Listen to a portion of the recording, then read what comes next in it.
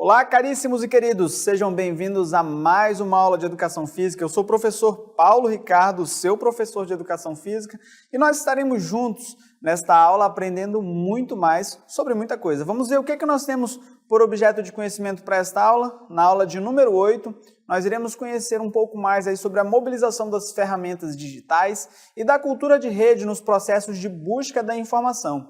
Por detalhamento, nós iremos compreender um pouco aí sobre as práticas corporais, as propagandas e publicidades remediadas de acordo com o interesse das juventudes. Mais especificamente, é um pouco sobre os jogos digitais na prática pedagógica. Embora esse enunciado traga muita informação, nós vamos descobrir nessa aula o que ele quer dizer para nós e aprender muito. Sem mais delongas, vamos de aula?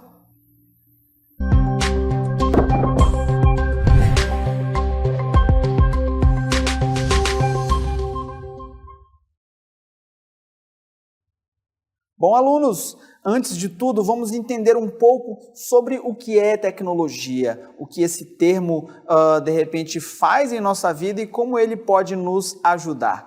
Assistam esse vídeo. Tudo é possível com tecnologia. Vida melhor, conexões melhores, educação melhor. É por meio da tecnologia que podemos, por exemplo, transformar este ambiente de estúdio em um ambiente de aula e fazer essa aula chegar até você. E mesmo que nós não consigamos enxergar essa evolução tecnológica, acompanha o homem desde os primórdios da humanidade. Nós costumamos dizer que o fogo ou o andar são exemplos da evolução humana. Certa vez, para que nós possamos entender melhor o link entre a tecnologia e esse avanço tecnológico, o avanço do ser humano. Certa vez, uma estudante perguntou à antropóloga Margaret Mead qual o primeiro sinal de civilização. E essa estudante ela esperava que ela dissesse um pote de barro, uma pedra de amolar ou talvez uma arma. Mas a Margaret Mead pensou por um momento e disse, o fêmur curado.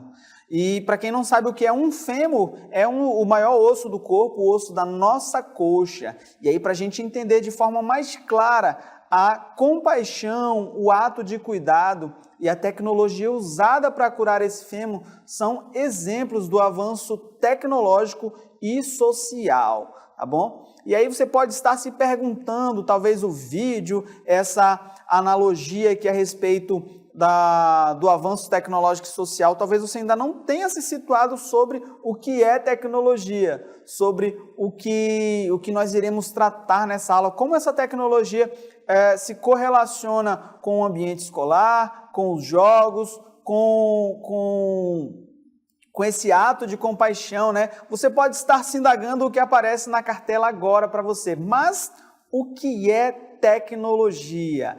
E aí, para a gente visualizar e compreender de forma muito clara isso, eu trago para vocês esta imagem, que é quando a gente pensa em tecnologia, nós pensamos em algo relacionado aos óculos de realidade virtual, aos jogos tecnológicos, mas vale lembrar que a tecnologia também está inserida nas coisas mais simples da vida, né?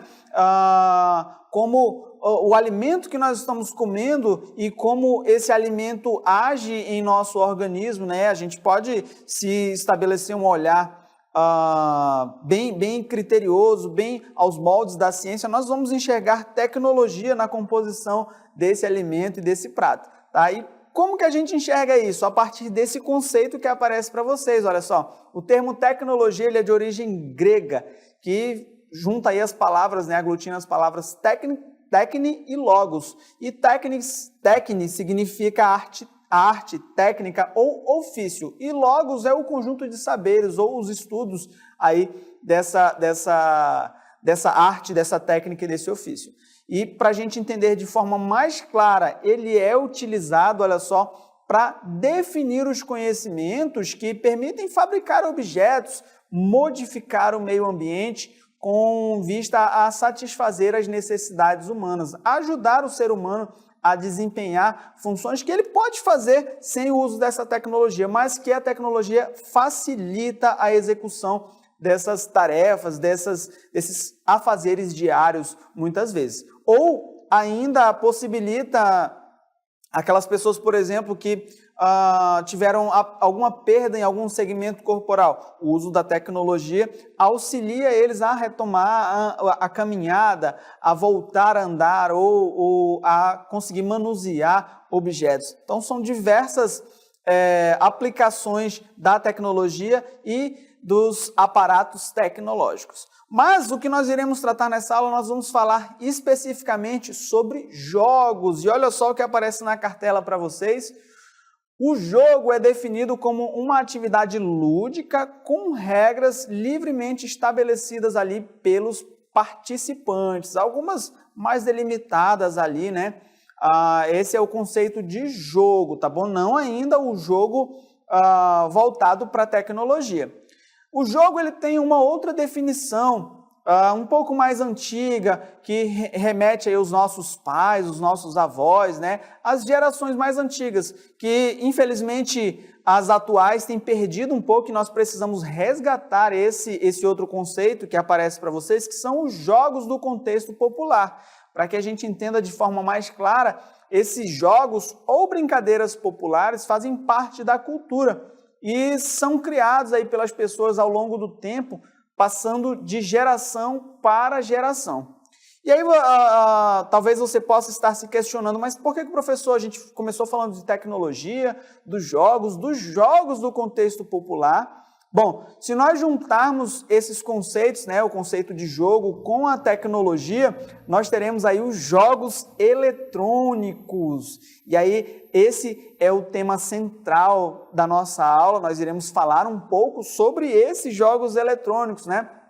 Os jogos eletrônicos ou videojogo, ou ainda videogame, que é a forma mais popular conhecida, é aquele que usa a tecnologia de computador para desenvolver ali o objetivo daquele jogo, daquela brincadeira que está acontecendo ali de forma, utilizando o ambiente virtual, tá bom? Esse jogo, diferente dos outros padrões que trouxe para vocês, do jogo e do jogo do contexto popular, que era feito ali de forma presencial, né? Eu precisaria estar na frente, junto com as pessoas que estavam brincando. O jogo eletrônico ele é um pouquinho diferente, olha só por quê. Ele pode ser jogado em computadores pessoais, né?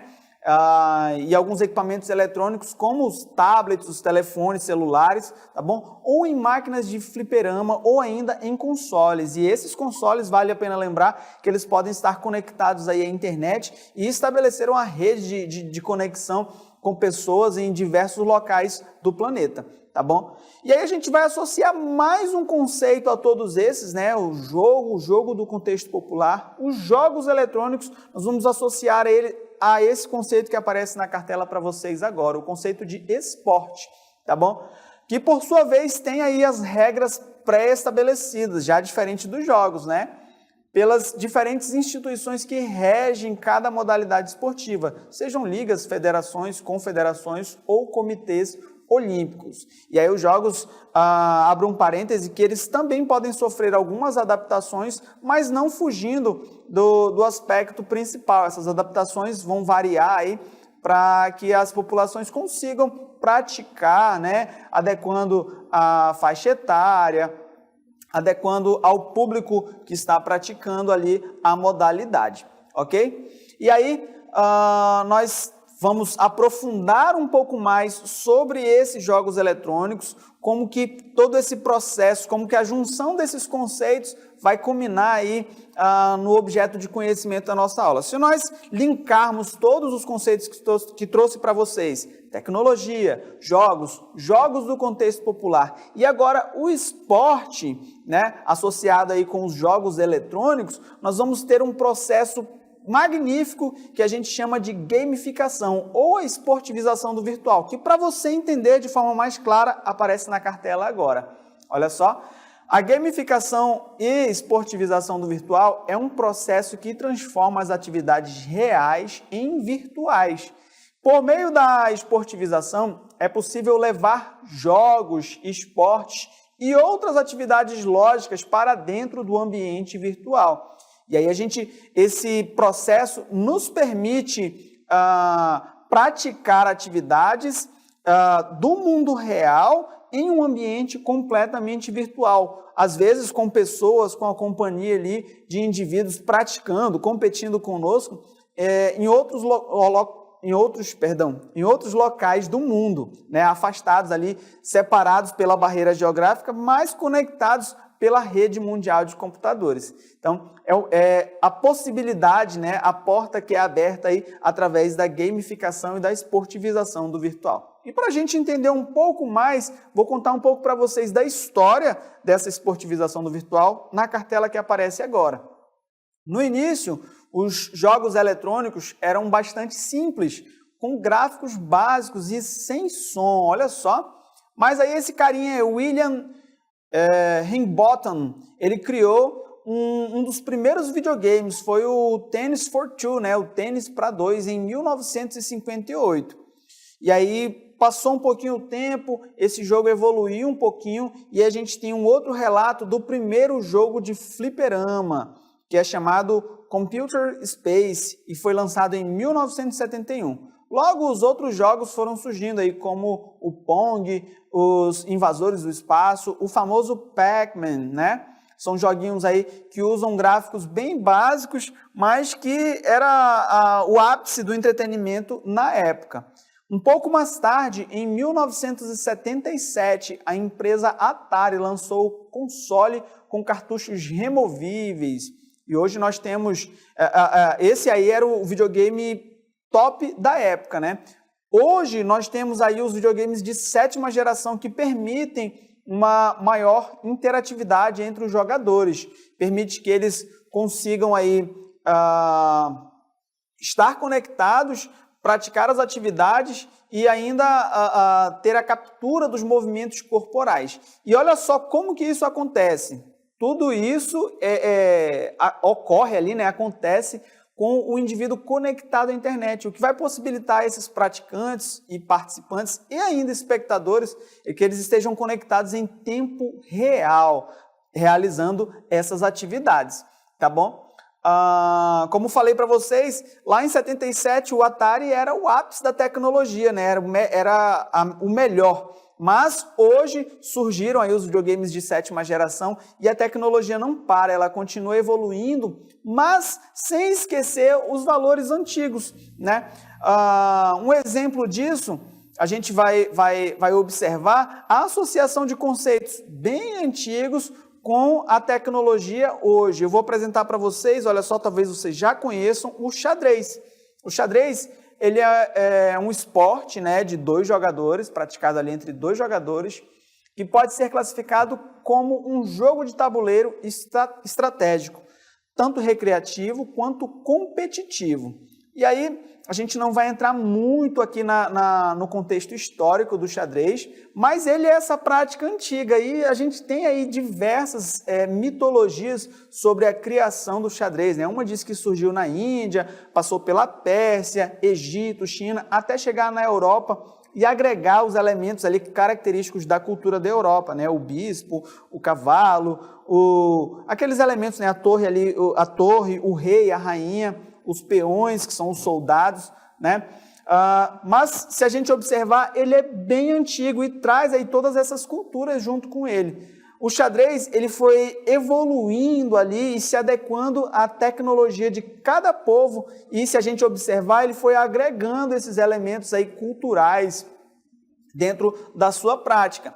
Para que a gente entenda de forma mais esclarecida, uma das mitologias diz que ele surgiu lá na Índia com o nome de Chaturanga, né? E ele era um jogo de guerra, né, que tinha os elementos ali da cultura da Índia, mas quando ele vai para a Europa, ele transforma e ele muda esses elementos. E como ele tem essa capacidade de mutação, né, de mudar e de agregar esses elementos culturais, hoje a gente acompanha essa evolução quando a gente observa o xadrez se adequando à tecnologia. E aí a gente tem o surgimento do xadrez virtual. Olha só que legal. Essa evolução do xadrez, ele continua, né? A gente percebe ele agregando esses elementos aí, mantendo a fidelidade aos elementos originais ali, as peças e tudo mais, as regras do jogo, mas com tabuleiros virtuais, tabuleiros ali online, onde os oponentes eles se enfrentam às vezes em tempo real, ou às vezes as jogadas são marcadas ali, né? Um vai e faz uma jogada, depois de um tempo o outro vai e faz outra jogada, e as partidas podem durar ali horas, né? Dentro dessa dinâmica. Mas a gente vai ter ali partidas também muito similares às oficiais, seguindo o relógio e tudo mais, né? Mas mantendo os elementos reais do xadrez. E ele é tão próximo do real que a gente tem até mesmo torneios, olha só, organizados com pessoas de todo o mundo jogando de forma virtual. Vale ressaltar que nada substitui ali a mágica do esporte realizado presencialmente. A análise, a estratégia, né, o contato com o teu oponente e com os espectadores ao redor, tudo isso é maravilhoso e não pode ser substituído pela tecnologia. Mas a tecnologia possibilita mais pessoas terem acesso à modalidade e, de certo modo, ajuda a democratizar aí o esporte, já que não é porque eu não tenho um tabuleiro real, um tabuleiro físico, eu vou deixar de jogar. Eu posso jogar com o celular na minha mão, eu posso jogar no computador ou no equipamento tecnológico que eu tiver, de forma mais, transformando aí o esporte, a prática em algo mais acessível, tá bom? Mas não é só nos tabuleiros que os jogadores podem se enfrentar. Vou trazer para vocês um exemplo de jogos aí, com mundos completamente complexos, carregados de detalhes, onde os jogadores e seus avatares se enfrentam. Não sei se vocês já sabem do que eu estou falando, mas eu trouxe esse outro exemplo porque o xadrez, em muitas de suas vertentes, ele era conhecido ali como o jogo da guerra, né? O tabuleiro e tudo mais, aquele enfrentamento ali entre as peças, é basicamente um tabuleiro de guerra. E aí, nessa pegada, olhando para esse aspecto do duelo, do enfrentamento, os jogos foram agregando esses elementos e aí a gente vai conhecer uma modalidade que talvez seja diferente a vocês ou seja do contexto aí de vocês, né? É a que aparece na cartela para a gente agora, olha só, o League of Legends, né? Popularmente conhecido aí como LoL. Não sei se vocês já jogaram LoL ou um jogo muito parecido com ele, né? Mas ele é um jogo no formato RPG, que utiliza estratégia, raciocínio lógico, trabalho em equipe para vencer os adversários ali na disputa, tá bom? Ele vai trazer aí esses cenários diferenciados, vai proporcionar todo esse mix de estratégia, raciocínio lógico, né? Esse trabalho em equipe. Um aspecto, esse último aí a gente não consegue ver tanto no xadrez, mas se a gente observar no xadrez, a gente tem a estratégia, a gente tem um raciocínio lógico, né? Para tentar vencer ali o oponente. Além disso, o League of Legends, né? Ele é frequentemente citado como o maior esporte eletrônico do mundo, com um cenário competitivo internacional composto aí por 12 ligas, tá bom? Ele vai promover eventos onde os competidores vão se reunir para discutir, para falar, claro que vai ter o tópico central ali, que é a competição, é a disputa dentro do ambiente, né? A disputa dentro desse local aí, desse local mágico, onde seres mitológicos da floresta vão se enfrentar e vão duelar. As ligas nacionais, olha só, elas culminam no anual campeonato de League of Legends, o campeonato de LoL, né? A final da edição de 2021, ela teve uma audiência de mais de 73 milhões de telespectadores. E aí a gente pode, de repente, parar para analisar e pensar, não é muita coisa, mas imagina os acessos à internet, os valores pagos em publicidade, os equipamentos vendidos e negociados aí, de repente, para 73 milhões de pessoas. Se nós olharmos para essas 73 milhões gastando apenas um real no evento, a gente tem 73 milhões de reais. Então, é um comércio, é um universo que, além de entreter, além de proporcionar essa conexão entre os jogadores, além de trazer esse aspecto da inovação tecnológica para os jogos, ela também movimenta muito dinheiro, muito recurso financeiro, né? Pode ser vista, inclusive, como uma possibilidade aí para as novas gerações de desempenho aí, de atividades voltadas para o esporte, para a competição utilizando tecnologia, tá bom? E para a gente entender, né, embora as gerações mais antigas tenham algumas barreiras aí com os jogos, e essas barreiras são causadas principalmente pelo excesso da geração atual, né, que quer passar horas e horas à frente do videogame, à frente da tela do computador, e isso aí já é um aspecto que vai fazer mal a você. É necessário que nós tenhamos disciplina, que nós tenhamos organização, tal qual, se eu quero que isso seja visto como um esporte, nesse processo de esportivização do virtual, eu preciso ter a disciplina de um atleta, e o atleta, ele tem horário para treinar, ele tem horário para se alimentar, ele tem um horário para entender ali um pouco das técnicas e táticas do esporte que ele pratica, então é necessário ter disciplina. Talvez, disse e repito, essa barreira que as gerações antigas criam com os esportes virtuais seja um pouco da falta de conhecimento deles, né, do medo do novo, mas também a aversão causada por conta desse uso excessivo da geração atual. Então, cabe a nós mudar o nosso comportamento, nos disciplinarmos aí quanto ao uso dessas tecnologias e apresentar para eles os aspectos positivos da utilização desses jogos eletrônicos. E o primeiro ponto que trago para a gente falar, pode voltar a cartela, esses jogos, eles ensinam a tomarem decisões e a agir, né, diante dessas situações, tá bom? Com isso, o mais importante é que eles veem ali os seus esforços recompensados, uma vez que o teu avatar, o teu perfil do jogo vai evoluir. Então, você, de certo ponto, vai fazer a tarefa e vai, com isso, perceber ali a recompensa por aquela tarefa. É basicamente o que acontece na vida. Se você trabalha duro, se você se dedica, você inevitavelmente vai receber a recompensa. Os jogos, se você se dedicar, se empenhar, encontrar a modalidade correta, evitar ali alguns atalhos ou sites maliciosos, você talvez consiga profissionalizar essa prática, tá bom?